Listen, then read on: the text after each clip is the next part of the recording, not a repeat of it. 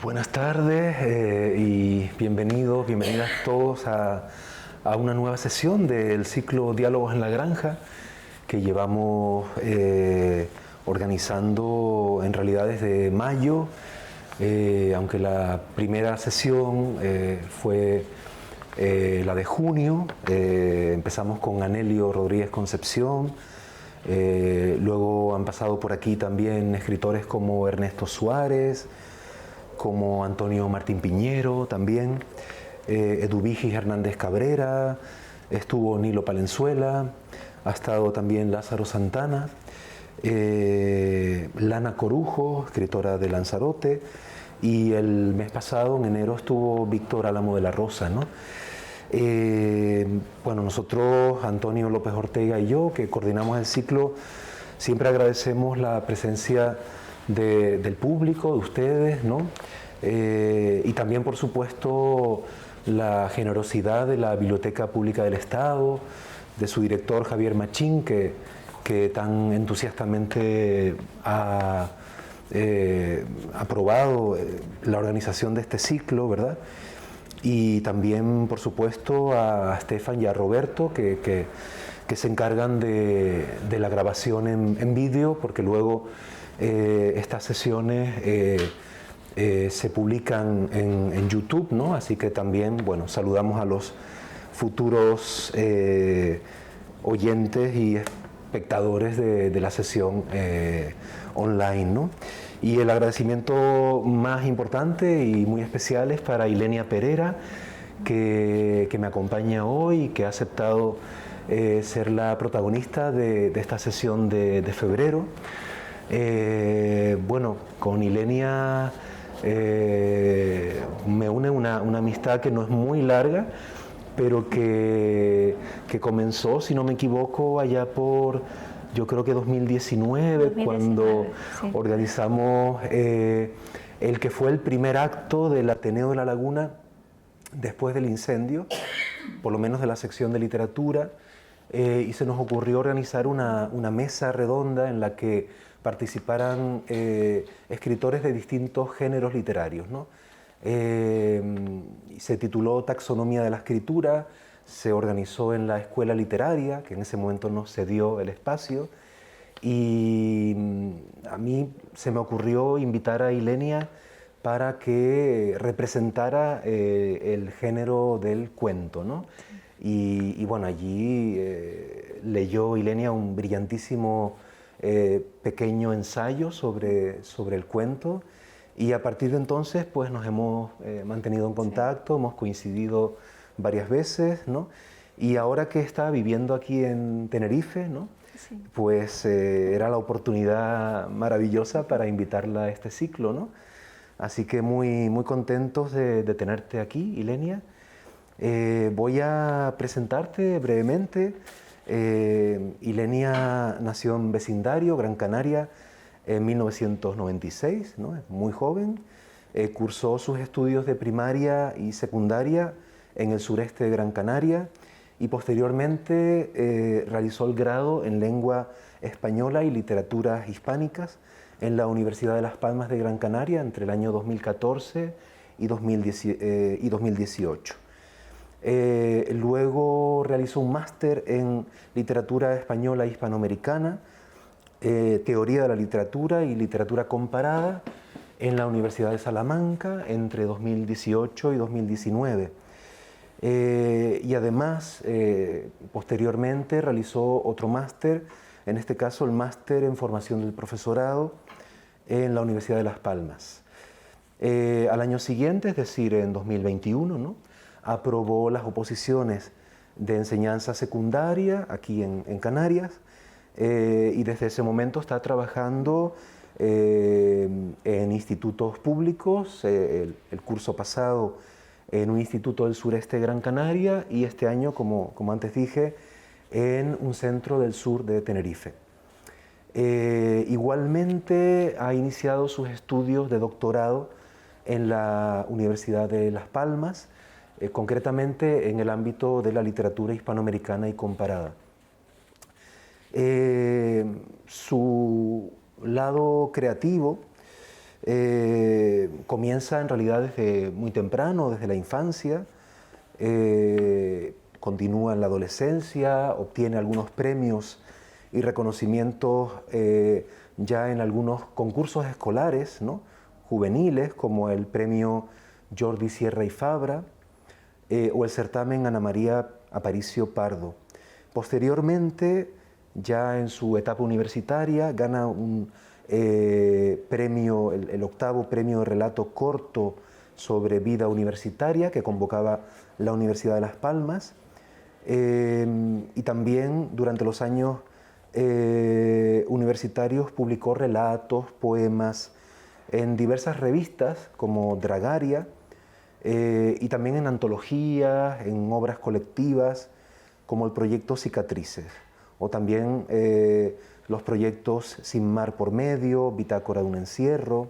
También ha publicado ensayos, artículos divulgativos, artículos científicos sobre, por ejemplo, Agustín Espinosa, sobre Enriqueta Faber, y también sobre la didáctica de la enseñanza de la literatura cubana, por ejemplo, a través de las artes plásticas.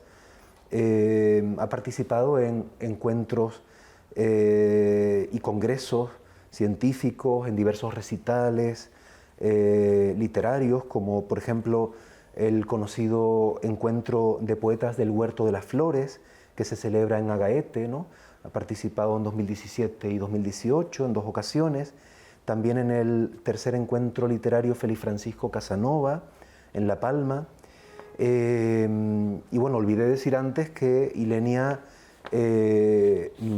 sacó las mejores notas de su promoción y en todo el ámbito de arte y humanidades de la Universidad de Las Palmas y Gran Canaria al finalizar sus estudios, ¿no? Bueno, y para comenzar, Ilenia, yo querría remontarme justamente a tu infancia, ¿verdad?, a tus orígenes vitales, ¿no? Naciste en vecindario, en el sureste de Gran Canaria. ¿Cuáles serían los momentos para ti fundamentales de esa etapa, ¿no?, que es tan importante en la formación de alguien que escribe, ¿no?, como es la infancia, ¿no? Bueno, pues en primer lugar, muchas gracias por la presentación, muchas gracias a todos los que están aquí escuchándonos. Y bueno, en relación con tu pregunta, efectivamente la infancia es un momento fundamental para construirnos como personas y también influye evidentemente en nuestra profesión y en nuestro desempeño creativo. Realmente de mi infancia yo destaco que en mi familia realmente nunca hubo mucha pasión hacia la literatura. Realmente a mí el interés por la lectura me viene de una tía mía que en su adolescencia empezó a leer libros juveniles y un día, cuando yo tendría 7, 8 años, me deja uno de sus libros. Concretamente era el libro de Harry Potter. Y a partir de ahí empecé yo a leer, empecé a engancharme a la lectura a través de la literatura juvenil. Y así fue como yo fui introduciéndome poquito a poco en el mundo de la literatura. Pero no era algo que yo tuviera dentro de mi casa. Mis padres no eran lectores asiduamente, sino que fue a raíz de esa tía que yo empecé el contacto con la lectura.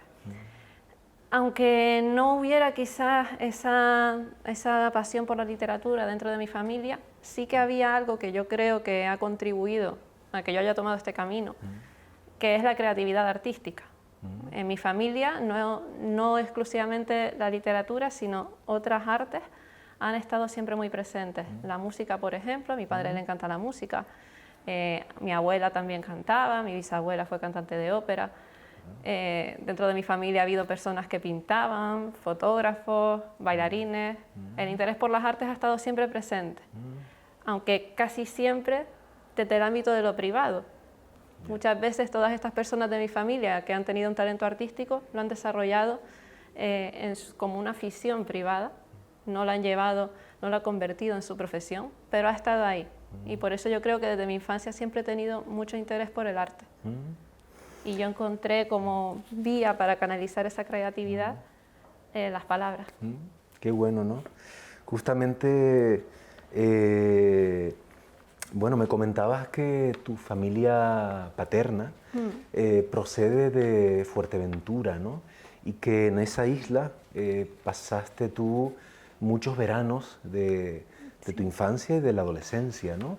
Un lugar tan sorprendente y tan fascinante, ¿no? Como Fuerteventura, me imagino que para una niña debió de ser toda una experiencia, ¿no? Esos veranos allí, ¿no? ¿Qué podrías contarnos sobre aquella época? Pues realmente yo recuerdo los veranos de mi infancia en Fuerteventura como una época muy bonita.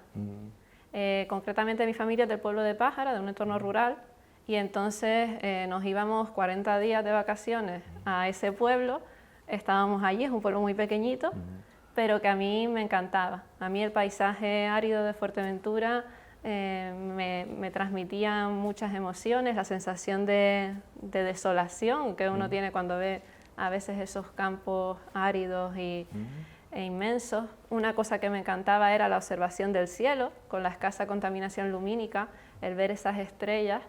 Todas esas son imágenes para mí con una potencia simbólica muy importante. Y tengo una conexión muy fuerte con Fuerteventura. Yo considero que mi identidad, por un lado soy del sureste, y eso también me ha influido, pero también una parte de mí le debe mucho a Fuerteventura. Incluso en esos veranos que eran unos veranos de aislamiento, eso me servía también para conectar conmigo misma, para empezar a inventar historias, porque era mi forma de entretenerme. Incluso como niña jugaba, me inventaba historias jugando, luego las escribía, aprovechaba para leer. Por eso esos veranos creo que me nutrieron mucho. Y luego también mi infancia y mi adolescencia en el sureste, aunque durante mucho tiempo creí que no, a día de hoy yo creo que también han sido muy influyentes. Concretamente Vecindario es un núcleo poblacional muy intercultural. Yo desde mi infancia en el colegio, en el instituto, estuve en contacto con personas de muchas culturas distintas, sobre todo población del norte de África. Y considero que eso me despertó a mí la curiosidad también por conocer cómo pensaban otras personas, o cómo es la vida o la cultura de personas que han nacido en contextos muy distintos a los míos. Y creo que eso me ha influido mucho en mi forma de ser a nivel personal y también a nivel profesional. Me parece interesante porque yo viví también en el sureste de Gran Canaria 6 años, ¿no? Concretamente en Agüimes. Iba mucho a Vecindario y lo recuerdo como lo describes tú muy bien, como una, bueno, prácticamente ciudad, ¿no? Porque Vecindario ha crecido muchísimo y caracterizada por esa interculturalidad, ¿no? También por algo muy singular que también se da aquí en el caso de lugares del sur de Tenerife, que es esa especie de, digamos, novedad del lugar, ¿no? Es decir, esa especie de falta de raíces de alguna manera, ¿no? No son lugares que presenten una historia, sino que son lugares que se han ido construyendo recientemente, ¿no? Y yo creo que eso marca de alguna manera, ¿no? Son lugares que están en un estado de nacimiento, ¿no? Uno asiste casi al nacimiento de esos espacios urbanos, ¿no? Entonces, parece interesante, ¿no? Eso, ¿no? Sí, además estoy completamente de acuerdo contigo y creo que eso fue lo que me llevó a mí cuando estaba ya en la universidad y leí Agustín Espinosa en esa obra que él hace sobre Lanzarote, en la que habla de la necesidad de crearle una mitología conductora a la isla de Lanzarote. Eso me hizo pues pensar un poco en el lugar del que yo procedo, que es un lugar también en nacimiento, un lugar que no tiene una tradición literaria o cultural fuerte como pueden tener otros espacios de las islas, como las capitales de nuestras islas u otros pueblos como Moya, por ejemplo, que sí que tienen una tradición más fuerte. Y eso me ha hecho, sobre todo en los últimos años, reconectar un poco con ese espacio del que yo venía. Durante mi infancia y adolescencia yo no me sentía muy conectada con vecindario como tierra precisamente por eso, porque es un lugar que está en formación, que no tiene una identidad sólida, está naciendo, se está construyendo ahora mismo. Hasta el nombre se llama vecindario, reunión de vecinos, no es un nombre como puede ser Telde o Galdar, que tiene una tradición que se remonta al pasado guanche.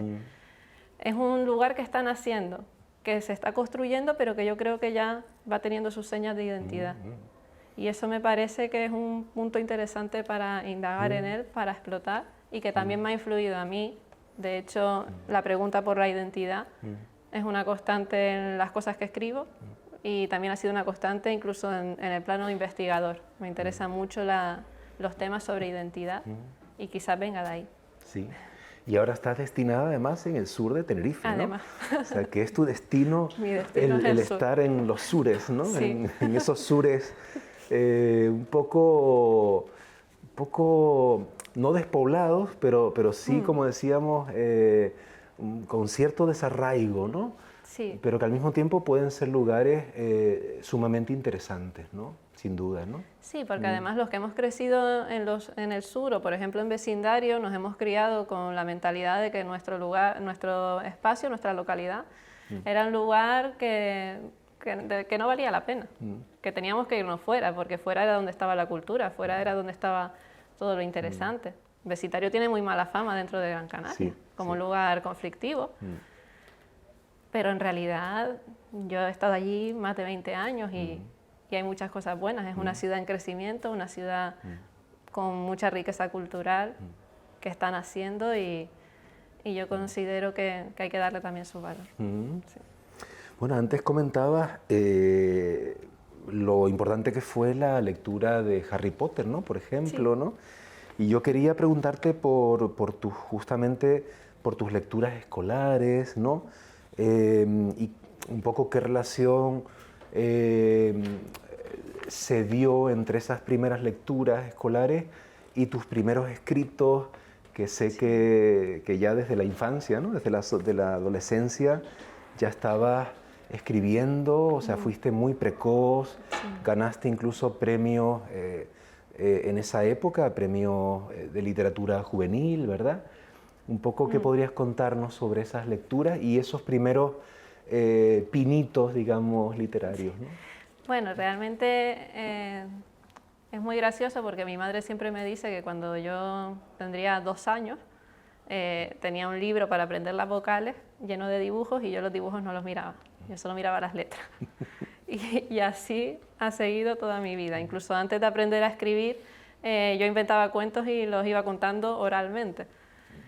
Empecé a leer a raíz de Harry Potter y de lecturas de fantasía juvenil y muchas de las cosas que yo escribía durante mi infancia tenían que ver con eso, eran imitaciones de lo que yo leía, como suele ser habitual.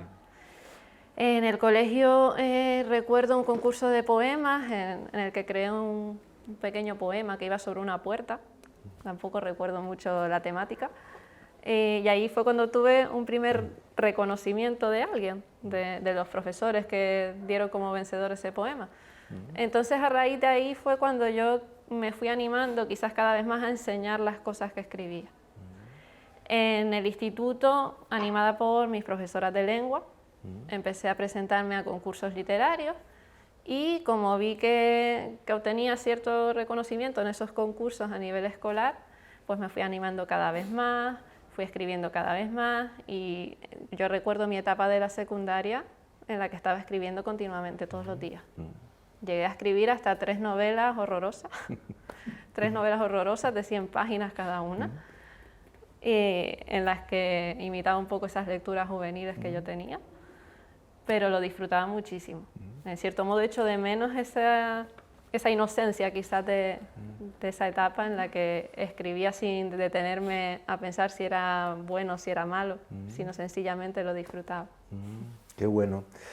Claro, se han dado cuenta de que Ilenia no ha publicado todavía ningún libro, ¿no? En la biografía que yo leí hablábamos de publicaciones en revistas, premios, pero me parece interesante porque además contrasta un poco con lo que suele ser la tónica habitual también de los escritores jóvenes, ¿no? No solamente en Canarias, sino en general, ¿no? El hecho de que hasta ahora no hayas dado ese paso, ¿no?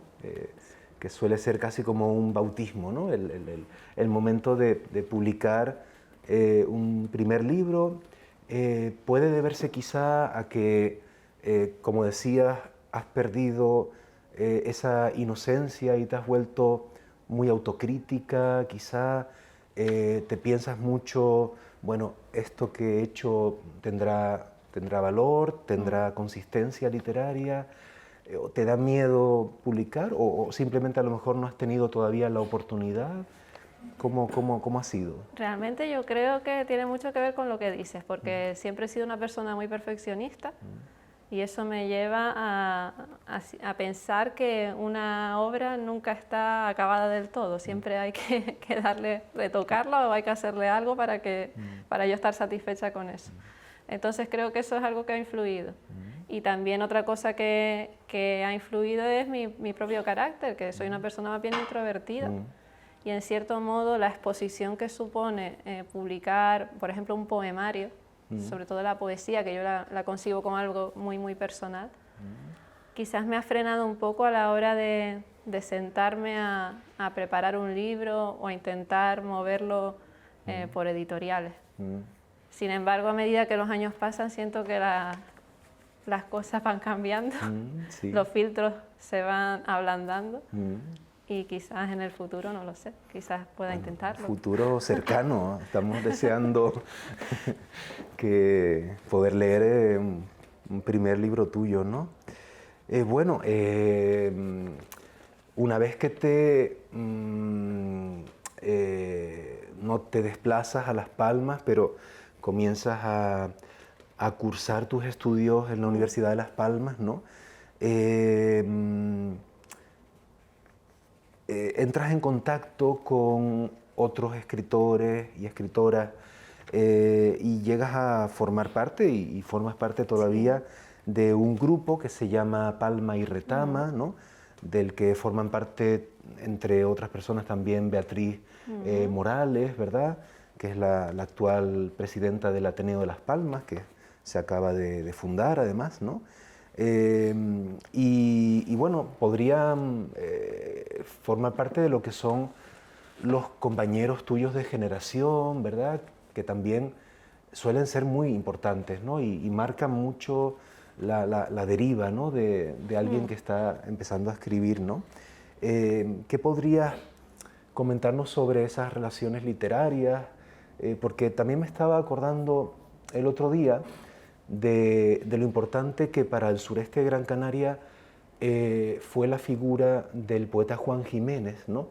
Que nació en Carrizal, aunque luego pasó gran parte de su vida en Las Palmas, ¿no?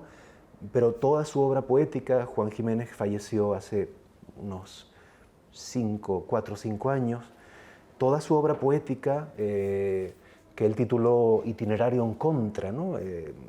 Como su reunión de sus libros de poemas, está situada y está en constante diálogo con el paisaje del sureste, con no solamente el paisaje, sino el paisanaje, las personas, de aquella época un poco terrible que fue un poco no, terrible sin lugar a dudas, que fue la etapa de la dictadura, la etapa de la pobreza de los años 60, 70 incluso, ¿no? Pero bueno, estoy mezclando dos cosas, porque por un lado te iba a preguntar por tus compañeros de generación, pero también si acaso la obra de Juan Jiménez ha tenido algo que ver con tu poco vocación o con tu vínculo literario con el sureste, ¿no?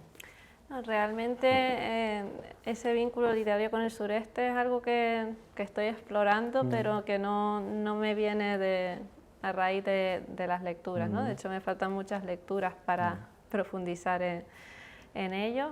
Y bueno, en relación con lo que me preguntaba sobre las relaciones literarias en la universidad, realmente antes de ese grupo de Palma y Retama se creó un grupo en la universidad que se llamaba El Paseo de los Flamboyanes, que lo crearon otros compañeros de otras promociones, y a raíz de ahí fue cuando pues yo empecé a mostrar también las cosas que escribía, a publicarlas en algún blog de internet, a compartirlas con otras personas de la universidad, pero era algo en principio un poco informal, ¿no? Luego, cuando ese grupo se diluyó, fue cuando decidimos construir el de Palma y Retama, pero también duró poco, porque al final yo luego me fui a Salamanca, cada uno hizo su camino, su vida, y se quedó pues en stand-by, digamos, ¿no? Sí. Pero sí que fue un periodo, todo el periodo universitario fue muy nutritivo. Yo aprendí mucho de los compañeros que tenía. Uno de mis compañeros de clase, que fue Echedi Medina, no sé si lo conoces también. Sí, sí, sí. Pues con él también compartía muchos poemas. Melania Domínguez, que es otra compañera que está en la universidad y con la que yo coincidí. Entonces creo que leerlos a ellos también me ha nutrido mucho y fue muy interesante toda esa etapa. Y ya no solo a ese nivel, sino también todo lo que me aportó la propia carrera de Filología Hispánica. En relación con eso, bueno, nos has contestado de alguna manera ya, nos has dicho que, bueno, toda tu, digamos, trayectoria juvenil y adolescente te conduce finalmente a cursar Filología Hispánica, ¿no? Lo que se llamaba Filología Hispánica, que luego se llamó grado en español, ¿no?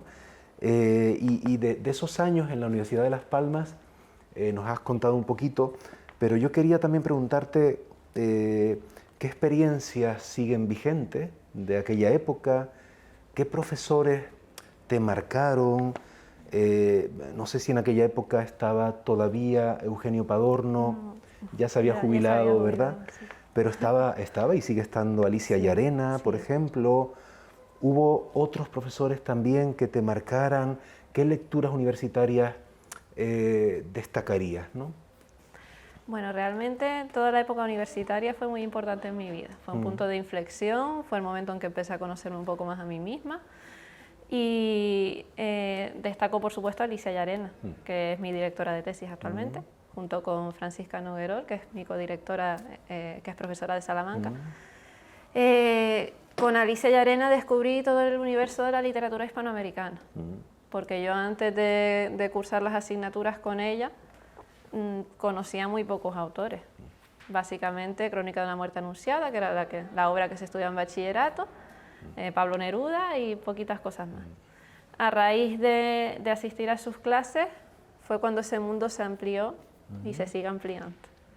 Y por eso es una de las profesoras que más me marcó, además de que ella siempre me ha ayudado mucho a crecer profesionalmente. Por lo tanto, tengo mucho que agradecerle a ella. Aparte de Alicia Llarena, tuve otros muchos profesores que me marcaron, como Suso Páez, que fue profesor de literatura contemporánea, José Ismael Gutiérrez, con quien hice un proyecto sobre literatura y transexualidad. Y también la parte de lingüística. A mí la literatura me encanta, pero la lingüística también me gustaba mucho. Y de hecho tuve buenos profesores como Consuelo Herrera, Pérez Vigaray, Magnolia Troya, de fonética, de semántica, de morfosintaxis, que me hicieron entender el lenguaje o incluso las relaciones gramaticales de una manera muy distinta. yo en las clases de sintaxis recuerdo que se me ocurrían ideas para escribir textos literarios. Por eso hay varios textos que he publicado en blogs o en antologías que son bastante metalingüísticos, ¿no? Acerca de la propia gramática. Pero a mí me daba la impresión, cuando estudiábamos sintaxis en la universidad, de que las propias relaciones entre las palabras podían extrapolarse a las relaciones humanas. Y esa idea la he explorado en algunos textos. De hecho, bueno, me das pie justamente para leer un fragmento de un texto que tú titulaste El problema de la conjunción adversativa, pero en el español actual. Yo cuando leí el título pensé que era un artículo académico, ¿verdad? Pero no, cuando leí el texto me encontré con fragmentos como el que les voy a leer, ¿no? Es más largo, pero es un fragmentito, ¿no? Infestada de peros, la perolengua pero española se corromperó de una peromanera aluciperonante. Los diccionarios pero pasaron a ser peroxionarios constituidos solo por peros que valían para cada persona y para cada perodía del peroaño y para cada perodecisión que requiriera una peroexcusa pero urgente para no tomarla, pero miedos y pero perezas extremas, pero llevaron a las universidades a ser cada vez menos pero exigentes y a pero reducir sus contenidos hasta que las pero lecciones pudieran aprenderse al mismo pero tiempo que los pero españoles se pero rascaban perfusamente distintas partes de sus pero cuerpos y peronzaban en lo insoportable del pero calor o del pero frío y en lo pero cruel que es el mundo que quiero pero hacer tantas cosas pero nunca pero puedo por esto, por lo otro, por esto, por lo otro, por esto.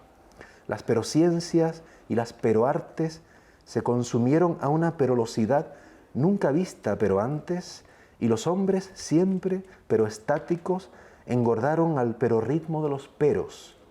Y resultó que entonces pero y pero yo, pero tú, pero luego, claro, luego y después pero después, pero, no pero y sí pero y más y pero y tanto pero y pero. A mí me encantó, ¿no? Porque pareció de una originalidad, ¿no? Y además de una reflexión metalingüística, metaliteraria, y al mismo tiempo con una simpatía y un humor, ¿no? Pues muy atrevido, ¿no?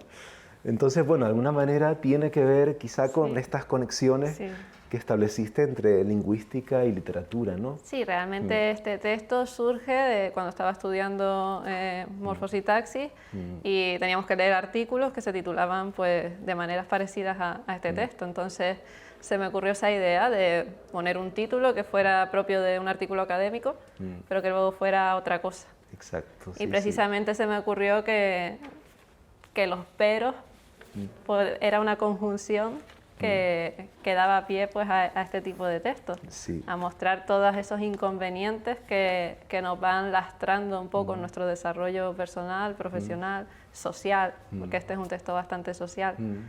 Y se me ocurrió pues, crear un mundo donde a principio de este texto no existen los peros, de hecho no uso ningún pero en ninguna de las oraciones.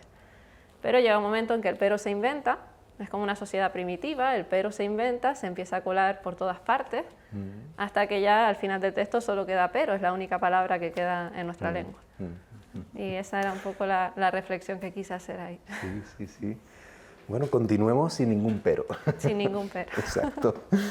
Bueno, vayamos a Salamanca, ¿no? A la etapa, los 2 años, ¿verdad? Que pasaste... Sí, es un curso escolar, pero entre... Un curso escolar. Sí, entre 2018 y 2019. Sí. Allí hiciste tu máster en literatura hispanoamericana, teoría de la literatura y literatura comparada, ¿no? Bueno, Salamanca debió de ser toda una experiencia, ¿no? Para ti, ¿no? Muchísimo. Además es muy bonita la historia de por qué llegué a Salamanca, porque realmente cuando yo estaba en cuarto de la ESO nos hicieron un viaje con un programa que financiaba el Ministerio, creo que de Educación antiguamente, que eran las rutas literarias. Nos llevaron a una ruta literaria por Zamora, a hacer la ruta del romancero, cerca de Zamora, el Cid, y luego, como sobraba tiempo, nos llevaron un día a Salamanca. Yo no tenía ni idea de qué era Salamanca, no sabía nada de esa ciudad, pero llegué allí con 15 años y me enamoré de esa ciudad, una ciudad dorada, esa facultad de filología tan imponente con esas columnas. Entonces yo me quedé enamorada y yo veía como un sueño imposible, porque además yo vengo de una familia muy humilde, yo no sabía que no iba a tener recursos para estudiar fuera, y de hecho sí he estudiado por mis becas, no es por otra cosa. Yo sabía que no iba a poder estudiar allí. Pero llegó un momento en que en cuarto de carrera empecé a verme con ahorros, empecé a ver que iba consiguiendo distintas becas, que conseguí una beca de colaboración en la universidad, y se me ocurrió la posibilidad de que a lo mejor pues podía permitirme hacer un máster fuera. Y claro, el primer lugar que pensé fue Salamanca. Y dio la casualidad de que había un máster que además me interesaba mucho por los temas que yo estaba investigando, y decidí entonces pues vivir esa experiencia. Pude vivir esa experiencia, regresé a Salamanca y fue una experiencia, un año inolvidable. Un año de conocer a personas de todos los países del mundo, porque es una ciudad donde en una clase cada persona era de un país distinto, de conocer a muchísimas personas, de viajar, de conocer en profundidad lo que es la comunidad de Castilla y León, de contrastarla con lo que es Canarias, y fue una experiencia muy, muy interesante. Sí. Sí. Allí imagino que mantuviste contacto con Francisca Noguerol, ¿no? Que Sí. es tu codirectora, ¿no? Sí. de tesis, ¿no? Sí. Y además imagino que con otros profesores de la universidad, ¿no? No sé si Amelia Gamoneda quizá o... Ella no me daba clase, daba clase en el máster, pero yo no tenía su optativa. Sí. Pero bueno, Emilio de Miguel, por ejemplo, Zapatero, que ha organizado los congresos de novela negra en Salamanca. Sí, con ellos tuve contacto. También uno de mis compañeros es ahora concursante de pasapalabra, Oreste, y también fue uno de mis compañeros de universidad. Y en general fue un año muy, muy interesante y que me aportó mucha riqueza. Qué bien, qué bien. Luego regresaste, ¿no? Regresaste a Las Palmas, ¿no? Y fue cuando ya, una vez terminado ese máster, cursaste el máster en formación del profesorado, ¿verdad? Que es obligatorio para poder presentarse a las oposiciones de secundaria, ¿no? Pero al mismo tiempo iniciaste tus estudios de doctorado sobre precisamente literatura hispanoamericana, y en concreto, bueno, de esto hablamos hace un tiempo, ¿no? Sobre la obra del escritor cubano Rolando Menéndez, ¿no? Un escritor joven, relativamente joven, radicado en España, si no me equivoco, desde 2004. Yo tuve la suerte de conocerlo hace un par de años en el Festival de Literatura de Copenhague, aunque no lo he leído, ¿no? Él ha publicado libros de cuentos, ha publicado varias novelas, ¿no? Bueno, ¿por qué literatura hispanoamericana y por qué en concreto elegiste la obra de Rolando Menéndez para tu trabajo de tesis doctoral, ¿no? Bueno, realmente, empezando por el interés por Hispanoamérica, todo ello viene de las asignaturas de Alicia Llarena, ¿no? Que me gustó mucho esa literatura, siento que tiene unas conexiones muy grandes con Canarias, y esas dos vertientes son las que siempre me han interesado, literatura canaria, mi trabajo de fin de grado lo hice sobre las vanguardias, Pedro García Cabrera, y también la literatura hispanoamericana. Por eso en el cuarto año de carrera decidí hacer el TFG sobre literatura canaria y un proyecto de investigación sobre varias novelas cubanas acerca de Enriqueta Fabel.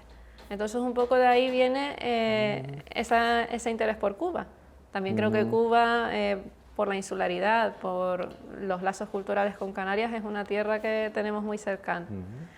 Y luego cuando llegué a Salamanca, en la asignatura que nos daba Francisca Noguerola, había una parte del temario que era dedicada a los novísimos narradores cubanos.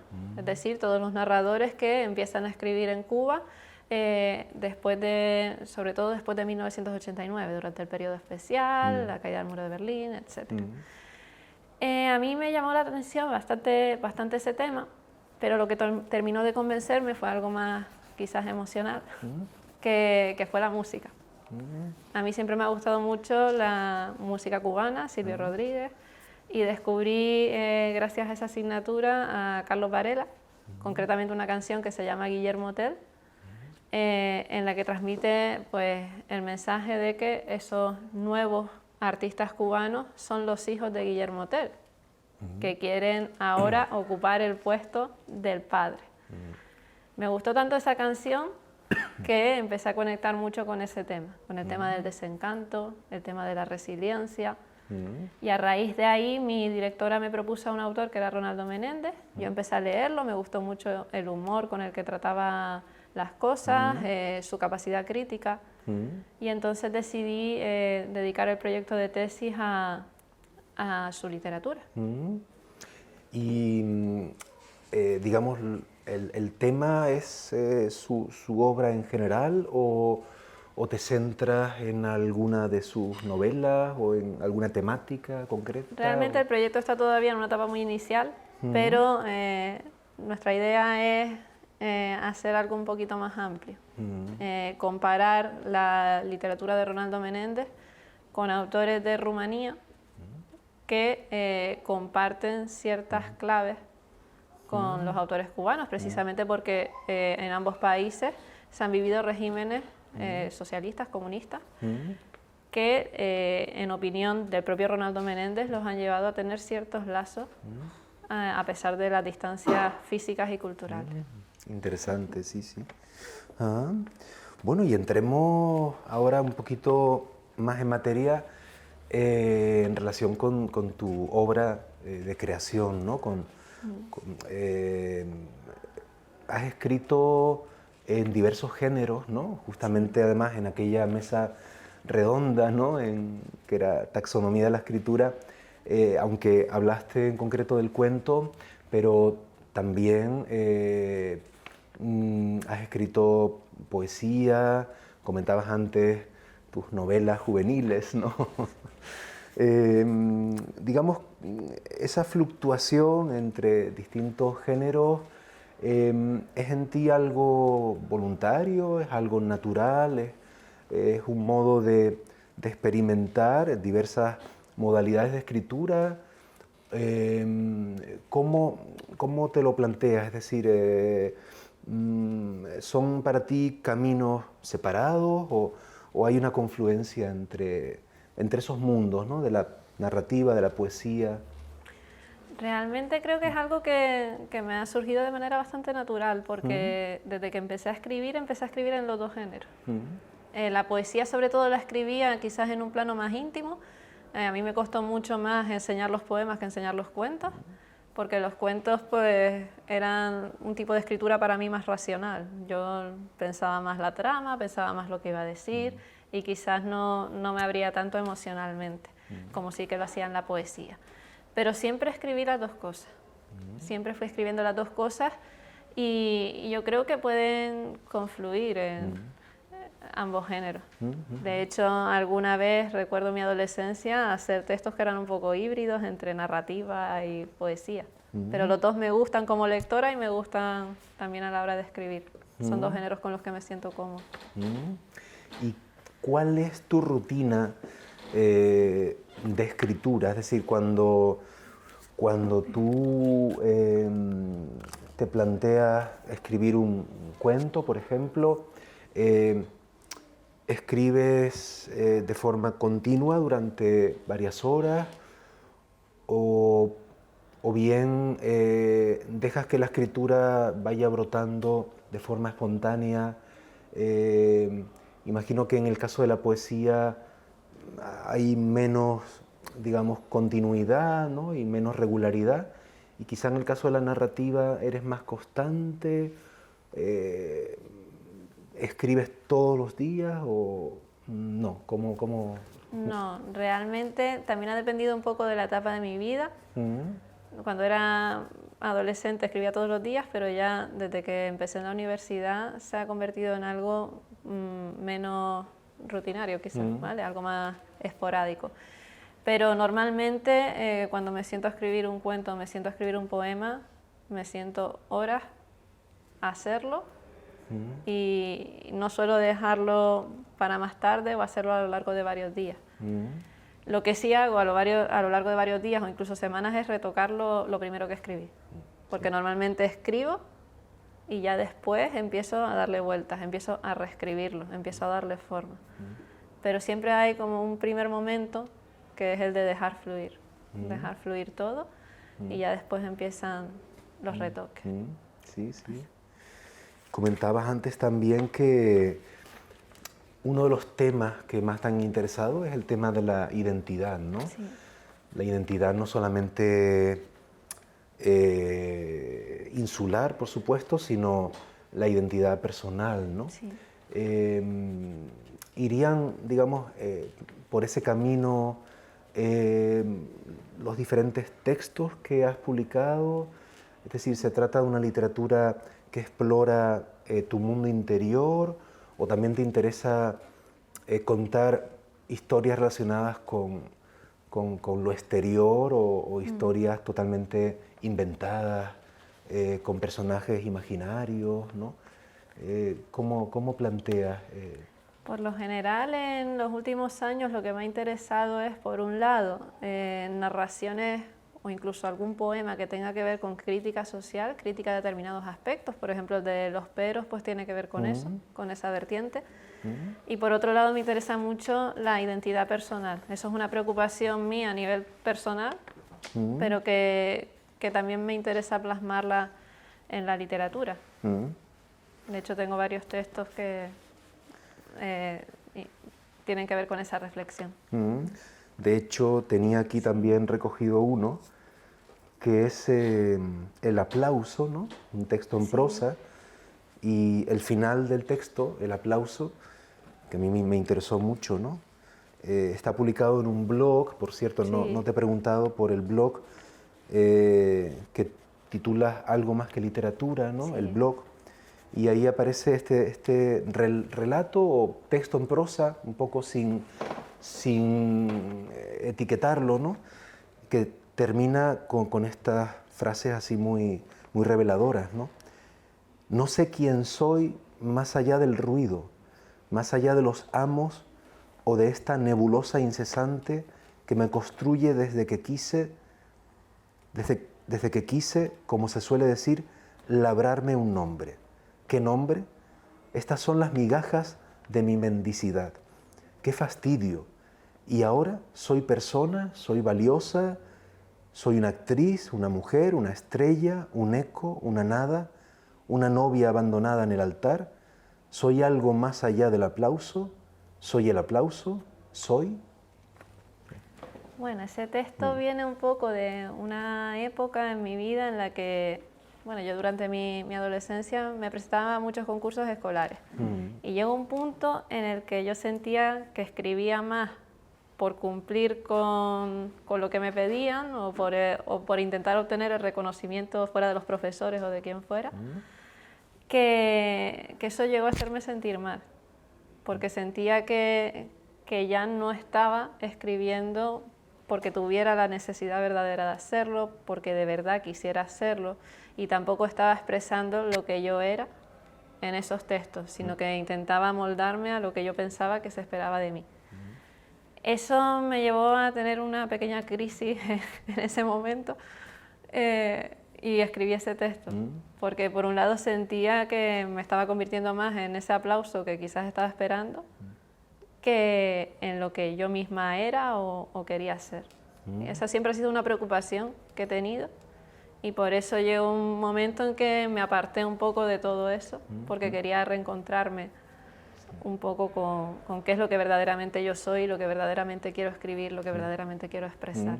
Tiene que ver un poco con eso ese texto.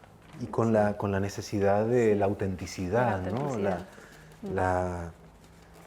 La insobornable autenticidad de la escritura, ¿no? Es decir, que la escritura es algo que debe surgir de una necesidad íntima, ¿no? Y no como respuesta a estímulos externos muchas veces, ¿no? Y en relación con esto,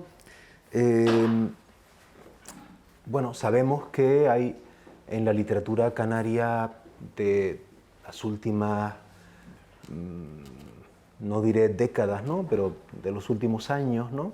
Ha habido como una especie de explosión de nombres, bueno, tanto en el ámbito de la poesía como en el ámbito de la narrativa, ¿no? Algunos de esos nombres han cobrado incluso celebridad, ¿no? ¿Cómo percibes tú, ¿no? O qué diagnóstico harías de este momento actual de la literatura que se hace en Canarias? Y en este sentido, ¿de qué autores actuales o mayores, ¿no? En fin, canarios o no, te sientes tú realmente cercana, ¿no? Bueno, son dos preguntas, pero bueno. Sí. Sí. Bueno, realmente yo creo que el momento que estamos viviendo es muy interesante. Un momento muy interesante que quizás también parta de un momento histórico muy especial. Hemos vivido una serie de acontecimientos históricos en los últimos años que evidentemente tendrán consecuencias futuras y presentes. Creo que es un momento en el que se está poniendo de relieve la localidad, los distintos lugares de Canarias, la expresión de esa identidad, que es un tema que lleva toda la vida, en toda la historia de nuestra literatura, pero siento que ahora de nuevo se le está dando mucha voz desde las generaciones más jóvenes. Y eso es algo que me gusta y que me alegra, porque ya en la carrera, incluso desde un punto de vista investigador, me interesaba mucho ese tipo de producciones que exploraban las identidades más locales. Y eso es algo que me gusta mucho. Y luego la otra pregunta era de qué autores te me sientes puedo sentir cercana, más cerca. sí. Realmente a mí una autora muy reciente que me ha encantado es Andrea Abreu. Ella lo conocí en ese encuentro de Félix Francisco Casanova en La Palma. Y desde el principio me gustó mucho, tanto a nivel temático como a nivel formal. Es un tipo de literatura que es muy distinta a lo que yo puedo hacer, pero que sin embargo a mí me ha transmitido mucho, me ha hecho sentir mucho y conectar con esas obras, tanto a nivel de uso del lenguaje o de exploración del lenguaje, porque eso es algo que a mí me interesa mucho, la exploración del lenguaje, como a nivel temático, y porque al final es una literatura que expresa emociones o pensamientos de mi generación. Y verlo reflejado en una obra literaria me ha hecho a mí conectar mucho, por ejemplo, con ella, ¿no? Con esta autora. Qué bueno, sí. Realmente yo estoy contigo en que estamos asistiendo a un momento de gran efervescencia, ¿no? De aparición de diferentes nombres que van a dar mucho que hablar, ¿no? Bueno, lo están dando ya en el presente y seguro en el futuro, ¿no? Yo creo que hacía tiempo que eso no ocurría, ¿no? Y bueno, no vamos a tardar mucho en darle al público la palabra, ¿no? Pero no quería que termináramos la conversación sin plantearte sobre todo dos cuestiones, ¿no? La primera sería la última pregunta, ¿no? que te haría yo, es en qué estás trabajando ahora mismo o cuáles son tus proyectos futuros, para el futuro, ¿no? Y luego pues me gustaría que nos leyeras al menos un poema o un pequeño texto, ¿sí? Bueno, realmente en los últimos años, sobre todo a raíz de la pandemia, he pasado unos años un poco difíciles a nivel personal, económico, familiar, en todos los niveles. Eso me ha llevado a distanciarme un poco de la escritura. Pero ahora que ya las cosas, espero que sigan estando mejor, sí que me gustaría retomarlo y quizás sentarme a escribir una obra completa. Porque es algo que llevo posponiendo mucho tiempo y que quizás ahora deba ser el momento. No sé sobre qué irá, no sé qué haré, pero me gustaría retomarlo y escribir algo que, como hemos hablado, que sea auténtico. Y creo que estoy en un punto en que quizás pueda crear algo con lo que pueda estar conforme. Qué bueno, qué bueno. Seguro que sí. Sí. Y no sé, si quieres leernos, Claro. hay un poema que a mí me parece precioso, que es Las no dichas, ¿no? Sí, Si te apetece, claro. lo Pues puedes leer, ¿sí? puedo leerlo ahora. A ver.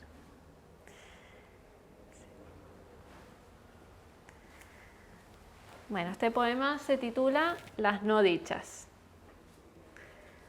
Y entonces alzó la voz y me dijo calla, atornilladas en el esternón, amortiguadas en el chasquido de la noche y en sus neones floridos, atrabancadas como la marabunta adolescente en las verjas del instituto a las 2 de la tarde, desfibradas en el pulso de mi sangre y luego prendidas en las paredes carnosas del endometrio, apuntaladas, retorcidas, dolorosas, como una garra intrauterina que me desgaja los ovarios.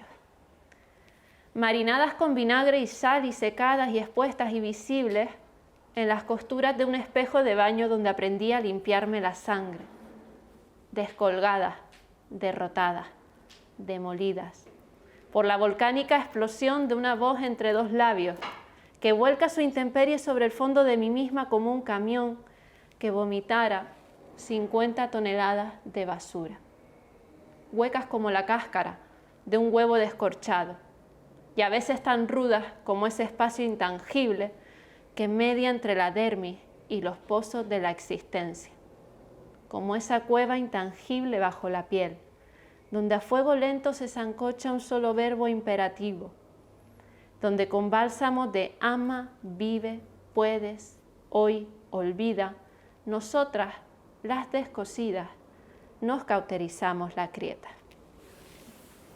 Muy bien.